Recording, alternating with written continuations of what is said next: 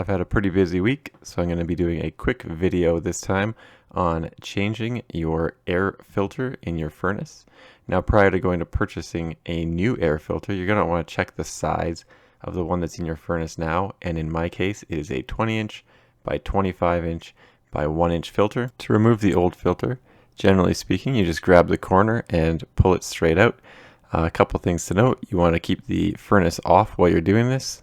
So you may need to turn it off if it's running frequently, say on a cold day, running the furnace, or a hot day running the air conditioning. Here's a quick shot of the air return side.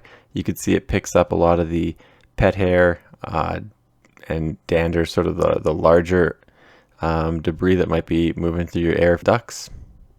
And if you turn it around, you'll see the furnace side of the air filter. It doesn't have all that large debris like hair and stuff, but it does look dirty still. Now, this filter's been in there a little bit longer than it should be. Typically you want to change them every 3 months. This one's probably been in there closer to 6 months. Now, prior to installing the new filter, you want to know which way the air is flowing, because they are directional. So in my case, the air flows from the left to the right when you're looking at this video, with the cold air return ducting on the left and the main furnace on the right.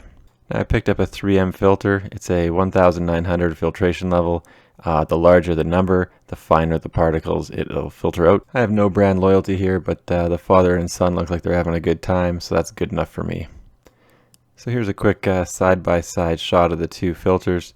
Obviously the new one is on the left and the old one is on the right, and you can see very distinctly that they do get clogged up, they do get dirty. So if you don't change your filter very often, or maybe you don't change your filter ever, you may want to consider doing it, as your furnace will lose efficiency and it'll work your furnace motor significantly harder, and it'll be harder to move air around your house.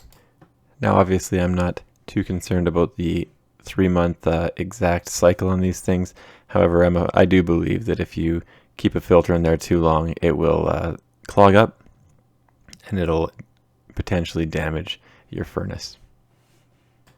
Now, before installing these things, I typically use a Sharpie or a pen and just write the day at which I inserted this into the furnace. These 3M ones actually come with a sticker, and you can do it with a pen, but I find the Sharpies just easier. Now, as I mentioned, it is important that you get the direction right on these things, and there should be arrows on the sides of the filter showing you which way the air should be flowing through. Ultimately, every furnace could have a slightly different configuration, so if you can't figure it out, you can look at your old filter when you pull it out and see if that was aligned correctly. If that was never installed right, you might even want to just look online and look at the type of furnace and see which way the air flows through it.